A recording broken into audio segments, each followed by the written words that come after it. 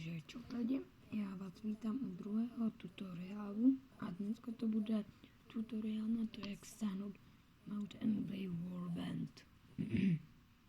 Tak, na internetu si najdeme složku Ulož to a tam stáhneme složku Mount & Blade Warband, kterou vám hodím do popisu videa.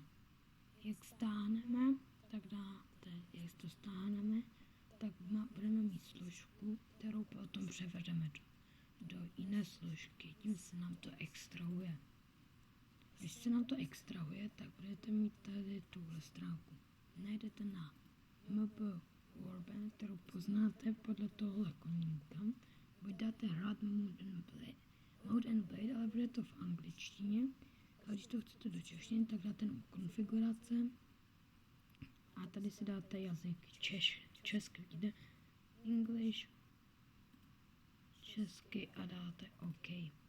Tak, tohle byl takový rychlý tutoriál, jak si stáhnout tuhle hru. Doufám, že se vám druhý tutoriál líbil. Nezapomeňte dát like, odběr nebo koment. Takže čau.